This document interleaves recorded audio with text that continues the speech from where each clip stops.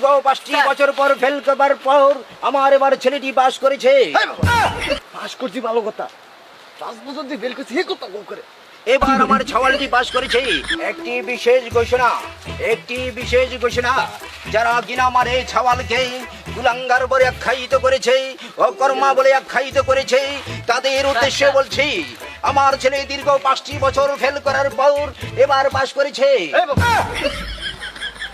Pass করছি ভালো কথা, 5 বছর দিয়ে ফেল করছি, হে কথা কম করে। এবার আমার ছাওয়ালটি পাস করেছে।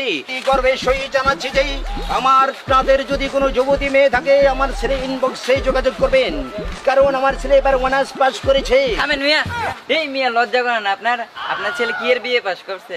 আপনার ছেলে মেট্রিক পাস করছে, তাও আবার 5 বারে। আরে মিয়া, সব থেকে সত্য কথা বলতে নাই।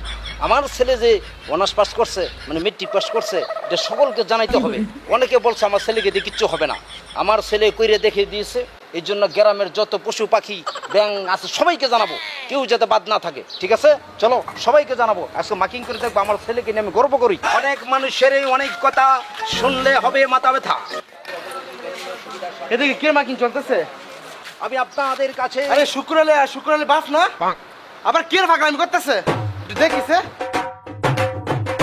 আমার ছেলে পাস করেছে, এ হচ্ছে বড় কথা। কি ফাঁকলামি শুরু করছে? বাইক চাকলে পাগলামি না, আমার ছেলে পাস করছে, অনার্স পাস। কি না ভূতরা 5 বার পরীক্ষা দিয়া পাস করছে, আবার কি বেলা মতো মাইকিং করে? আচ্ছা, আপনার মায়ের অবস্থা কি? আরে বাবা, তুমি মাইয়ের অবস্থাটা কি গো? তুমি মাইয়ের রেজাল্টের কি অবস্থা ওইটা জিগাও। আরে তোমার মায়ের রেজাল্টের কি অবস্থা? কইছিলাম না বাবা, দেখছো ফেল করছে। আমার ছেলে এক নম্বর, আমার ছেলে ঠিক আছে।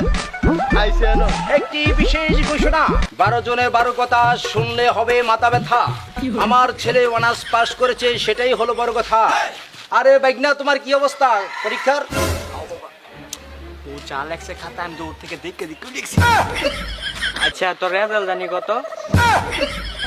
বাবা ওরে বলো রেজাল্টের কথা জিজ্ঞেস করে যেন লজ্জা না পায়।